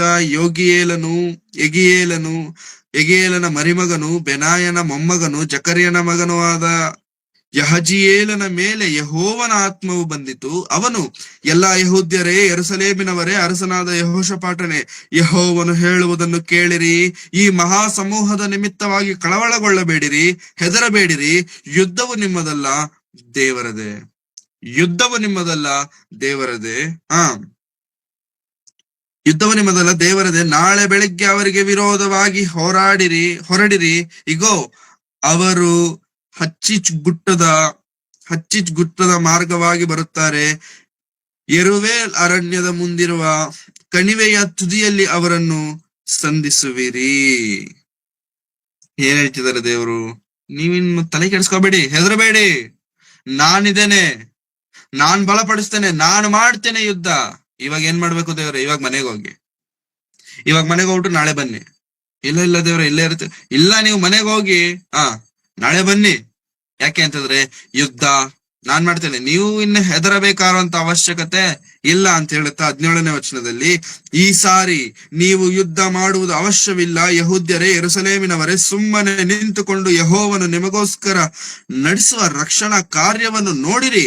ಹೆದರಬೇಡಿರಿ, ಕಳವಳಗೊಳ್ಳಬೇಡಿರಿ. ನಾಳೆ ಅವರೆದುರಿಗೆ ಹೊರಡಿರಿ. ಯೆಹೋವನು ನಿಮ್ಮ ಸಂಗಡ ಇರುವನು ಎಂದು ಹೇಳಿದನು. ಆಗ ಯೆಹೋಷಾಫಾಟನು ನೆಲದ ಮಟ್ಟಿಗೆ ತಲೆಬಾಗಿಸಿದನು. ಎಲ್ಲಾ ಯೆಹೂದ್ಯರು, ಯೆರೂಸಲೇಮಿನವರು ಯೆಹೋವನ ಮುಂದೆ ಅಡ್ಡ ಬಿದ್ದು ನಮಸ್ಕರಿಸಿದರು. ಆಮೇಲೆ ಲೇವಿಯರಲ್ಲಿ ಕೆಹಾತ್ಯರು, ಕೋರಹಿಯರು ಎದ್ದು ಇಸ್ರಾಯೇಲ್ ದೇವರಾದ ಯೆಹೋವನನ್ನು ಮಹಾಸ್ವರದಿಂದ ಕೀರ್ತಿಸಿದರು. ದೇವರನ್ನ ಸಹಾಯ ಕೇಳಿದಾಗ ಯುದ್ಧ ಮಾಡೋದಕ್ಕೆ ಬರುವಾತನು ದೇವರೇ. ದೇವರ ಕಡೆಗೆ ನಮ್ಮ ಕಣ್ಣುಗಳು ನೋಡಿದಾಗ ನಮ್ಮನ್ನು ಕೈ ಬಿಡದೆ ನಮಗೆ ಬೇಕಾಗಿರುವಂತ ಉಪಕಾರವನ್ನು ಮಾಡುವಾತನು ದೇವರೇ. ಕೆಲವೊಮ್ಮೆ ನಮ್ಮ ಜೀವನದಲ್ಲಿ ದೇವರಿಗೋಸ್ಕರವಾಗಿ ನಿಂತಾಗ, ದೇವರಿಗೋಸ್ಕರವಾಗಿ ಅನೇಕ ಕಾರ್ಯಗಳನ್ನ ನಿರ್ಣಯಿಸಿಕೊಂಡು ಮಾಡುವಾಗ ಪ್ರೇರೆ, ಆ ಕೆಲಸಗಳು ಹೇಗ್ ನಡೀತಾವ ನಮ್ಮ ಜೀವನದಲ್ಲಿ ನಮಗೆ ಗೊತ್ತಾಗಲ್ಲ, ನಡೆದು ಬಿಡುತ್ತವೆ, ಆಗ್ಬಿಡುತ್ತೆ. ಒಂದ್ಸತಿ ಆದ ನಂತರ ಕೂತ್ಕೊಂಡು ಯೋಚನೆ ಮಾಡಿದ್ರೆ ಇದು ನನ್ನಿಂದ ಆದಂತ ಕೆಲಸನೇನ ಅಂತಂದ್ರೆ, ನಿಜ ಹೇಳಬೇಕಂತಂದ್ರೆ ನನ್ನಿಂದ ಆಗುವಂತ ಕೆಲಸ ಅಲ್ಲ ಅದು. ನಾನು ಮಾಡಬೇಕು ಅಂತ ಅಂದ್ಕೊಂಡ್ರೆ ಮಾಡ್ಲಿಕ್ಕೆ ಆಗುವಂತ ಕೆಲಸ ಅಲ್ಲ ಅದು. ಬಟ್ ಆಗಿದೆ. ಹೇಗೆ? ನೀನು ಸಹಾಯ ಕೇಳಿದವರು ಯಾರೋ ಗೊತ್ತಾ? ದೇವರು. ನೀನು ಮಾಡ್ತಿರುವಂತ ಕೆಲಸ ಯಾರ್ದು? ದೇವರದಾಗಿರ್ಬೇಕಾದ್ರೆ ಆತನು ನೋಡದೆ ಇರ್ತಾನ, ಆತನ ಕೇಳದೆ ಇರ್ತಾನ, ಆತನ ಮಾಡದೇ ಇರ್ತಾನ. ದೇವರು ಮಾಡಿದ್ದಾರೆ, ದೇವರು ನಡೆಸಿದ್ದಾರೆ. ಪ್ರೇರೆ, ಈ ದಿನ ನಾವು ದೇವರನ್ನ ಕೇಳೋದರ ವಿಚಾರದಲ್ಲಿ ನಾಚಿಕೆ ಪಡಬೇಕಾದ ಅವಶ್ಯಕತೆ ಇಲ್ಲ. ದೇವರ ಸಹಾಯ ನಮ್ಮ ಜೀವನದಲ್ಲಿ, ದೇವರ ಹಸ್ತ ನಮ್ಮ ಜೀವನದಲ್ಲಿ ಇಲ್ಲದೆ ಹೋದರೆ ಪ್ರಿಯರೇ, ನಮ್ಮಲ್ಲಿ ಎಷ್ಟೇ ಹೇಳ್ಕೊಳ್ಳೋದಕ್ಕಾಗುವಂತ ಭಕ್ತಿ ಇದ್ದರೂ ಕೂಡ ಅದು ವ್ಯರ್ಥ. ಎಷ್ಟೇ ಕಾಣುವಂತ ಭಕ್ತಿ ನಮ್ಮಲ್ಲಿದ್ದರೂ ಕೂಡ ಅದು ವೇಷಧಾರಣೆ ಆಗುತ್ತೆ. ಯುದ್ಧವು ನನ್ನದು, ನಾನ್ ಮಾಡ್ತೇನೆ ಯುದ್ಧ, ನೀವು ಕಣ್ಣೆದುರುಗಿದ್ದು ನೋಡ್ರಿ ಅಷ್ಟೇ. ಮಾರನೇ ದಿನ ಬಂದ್ರು ಅವ್ರೇನು ಯುದ್ಧ ಮಾಡಕ್ ಹೋಗ್ತಿದ್ದಾರೆ. ಯುದ್ಧ ಮಾಡಕ್ ಹೋಗೋಣ ಅಂತೇಳಿ ಪ್ರಯಾಣ ಮಾಡ್ಕೊಂಡು ಹೋಗ್ತಿರ್ಬೇಕಾದ್ರೆ ಜನರು ಯಾರು ಇಲ್ಲ, ಶತ್ರುಗಳಿಲ್ಲ. ಇರ್ಬೇಕಾರಂತ ಜಾಗದಲ್ಲಿ ಶತ್ರುಗಳ ಹೆಣಗಳು ಕಾಣಿಸ್ತಿದ್ದಾವೆ. ಏನಿವ್ರು? ಒಬ್ಬನಾದರೂ ಉಳಿದವನಾಗಿ ಕಾಣಿಸಿಲ್ವಂತೆ. ಒಬ್ಬನಾದರೂ ಪ್ರಾಣದಿಂದ ಉಳಿದವನ್ ಕಾಣಿಸಿಲ್ಲ. ಏನಾಯ್ತು ಅಂತಂದ್ರೆ ಅವರವರ ಮಧ್ಯದಲ್ಲಿ ಗುದ್ದಾಡ್ಕೊಂಡು ಹೊಡೆದಾಡ್ಕೊಂಡು ಸತ್ತೋದ್ರು. ಅವರವರೇ ಒಬ್ರ ಮೇಲೆ ಒಬ್ರು ಬಿದ್ದು ಸತ್ತೋದ್ರು. ಒಬ್ಬನು ಇಲ್ವಂತೆ ಪ್ರಿಯರೇ. ಆ ಮುಂದಿನ ವಚನಗಳಲ್ಲಿ ಸಮಯ ಬಿಟ್ಟರೆ ಓದಿಸೋಣ, ಸಮಯವಿಲ್ಲ, ಆಗಿದ್ದಕ್ಕೆ ನಾನು ಮುಗಿಸೋದಕ್ಕೆ ನಾನು ಇಷ್ಟಪಡ್ತೇನೆ. ಅವರವರೇ ಹೊಡೆದಾಡ್ಕೊಂಡು ಅವರವರೇ ಪ್ರಾಣ ಕಳ್ಕೊಂಡ್ರಂತೆ. ಅವರನ್ನ ದೋಚ್ಕೊಳ್ಳೋದಕ್ಕೆ, ಅಂದ್ರೆ ಅವರ ಬಂಗಾರ, ಚಿನ್ನ, ವೈಡೂರ್ಯಗಳನ್ನ ದೋಚ್ಕೊಳ್ಳೋದಕ್ಕೆ ಅವರಿಗೆ 3 ದಿನಗಳಿಡೀತು. ಇಸ್ರಾಯೇಲ್ಯರಿಗೆ 3 ದಿನಗಳಿಡೀತು. ಅರ್ಥ ಮಾಡ್ಕೊಳ್ಬೇಕಾದಂತ ವಿಷಯನ ಗೊತ್ತಾ ಪ್ರಿಯರೇ? ನಮ್ಮ ಜೀವನದಲ್ಲಿ ನಮ್ಮಿಂದ ಹೊರಲಿಕ್ಕಾಗದೇ ಇರುವಂತ ಭಾರ ನಮ್ಮ ಜೀವನದಲ್ಲಿ ಬಂದಾಗ ಕಣ್ ಮುಚ್ಕೊಂಡು ನಾವು ಕರೆಯಬೇಕಾಗಿರುವಂತದ್ದು ದೇವರನ್ನೇ. ಅದು ಭಯಂಕರವಾದಂತ ಭಾರ ಆಗಿದೆಯಾ? ನಮಗೋಸ್ಕರವಾಗಿ ಪ್ರಾರ್ಥಿಸುವಂತವ್ರನ್ನ ನಾವು ಇಟ್ಕೊಳ್ಬೇಕು. ನಮಗೋಸ್ಕರವಾಗಿ ಪ್ರಾರ್ಥನೆ ಮಾಡುವಂತವ್ರನ್ನ ನಮ್ಮ ಜೀವನದಲ್ಲಿ ನಾವು ಇಟ್ಕೊಳ್ಬೇಕು. ನಮ್ಗೆ ಗೊತ್ತಾಗಲ್ಲ ಪ್ರೇಯರ್. ನಮಗೋಸ್ಕರವಾಗಿ ಪ್ರಾರ್ಥನೆ ಮಾಡುವವರಿದ್ದರೆ ನಮ್ಮ ಜೀವನದಲ್ಲಿ ಆ ಕಾರ್ಯಗಳು ಹೇಗ್ ನಡೀತಾವೋ ಗೊತ್ತಾಗಲ್ಲ.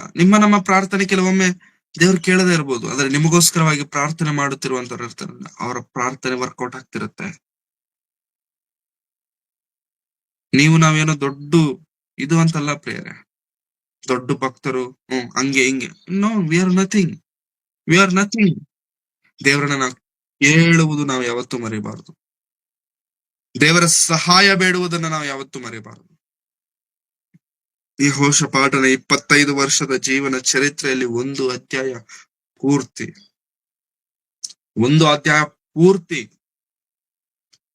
ಯೆಹೋಷಾಫಾಟನು ತನ್ನ ಜೀವನದಲ್ಲಿ ನಡೆದಂತ ಒಂದೇ ಒಂದು ಸಂದರ್ಭವನ್ನು ಕುರಿತು ದೇವರು ಬರೆಸಿದ್ದಾರೆ.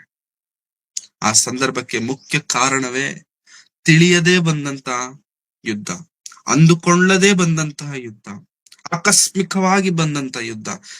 ನಮ್ಮ ಜೀವನದಲ್ಲಿ ಯುದ್ಧಗಳು ಬರದೇ ಇದ್ದರೂ ಕೂಡ ಆಕಸ್ಮಿಕವಾಗಿ ನಾವು ಹೊರಲಿಕ್ಕಾಗದೇ ಇರುವಂತದ್ದು, ಮಾಡ್ಲಿಕ್ಕಾಗದೇ ಇರುವಂತದ್ದು, ನಮ್ಮನ್ನು ಹೆದರಿಸುವಂತದ್ದು, ನಮ್ಮ ಬಲವನ್ನ ಕ್ಷೀಣಪಡಿಸುವಂತದ್ದು ನಮ್ಮ ಜೀವನದಲ್ಲಿ ಬರ್ತಿರ್ತವೆ. ಅವಾಗ ಏನ್ ಮಾಡ್ಬೇಕು ದೇವ್ರೆ?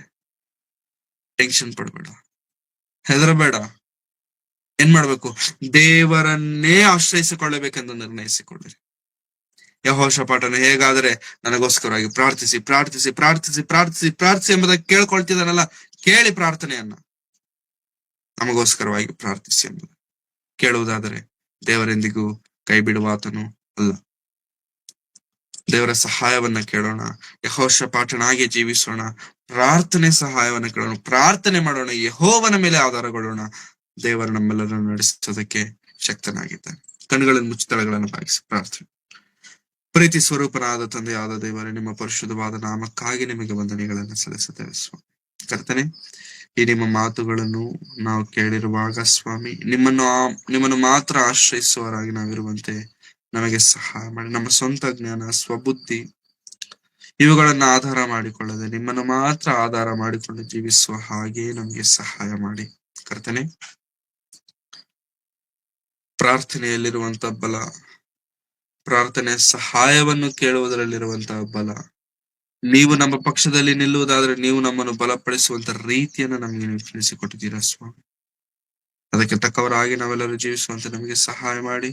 ನಿಮ್ಮ ಚಿತ್ತವನ್ನು ನಾವು ಅರ್ಥ ಮಾಡಿಕೊಂಡು ಈ ಲೋಕದಲ್ಲಿ ನಮಗೋಸ್ಕರ ಬಲವಾಗಿ ಧೈರ್ಯವಾಗಿ ಜೀವಿಸುವಂತ ಮಹಾಭಾಗ್ಯವನ್ನು ನಮಗೆ ನೀವು ದಯಪಾಲಿಸಬೇಕೆಂಬುದಾಗಿ ಬೇಡಿಕೊಳ್ಳುತ್ತಾ, ಮಾಡಿದ ಎಲ್ಲಾ ರೀತಿಯಂತ ಉಪಕಾರಗಳಿಗಾಗಿ ನಿಮಗೆ ವಂದನೆಗಳನ್ನು ಸಲ್ಲಿಸುತ್ತಾ, ಸೇರಿ ಬಂದಿರುವಂತೆಲ್ಲ ನಿಮ್ಮ ಮಕ್ಕಳನ್ನು ನಿಮ್ಮ ಕರಗಳಿಗೆ ಒಪ್ಪಿಸಿಕೊಡುತ್ತಾ, ಯೇಸು ಕ್ರಿಸ್ತರವರ ಪರಿಶುದ್ಧವಾದ ನಾಮದಲ್ಲಿ ಪ್ರಾರ್ಥಿಸಿ ಬೇಡಿ ಹೊಂದಿದ್ದೇನೆ ತಂದೆಯಾದ ದೇವರೇ, ಆಮೆನ್.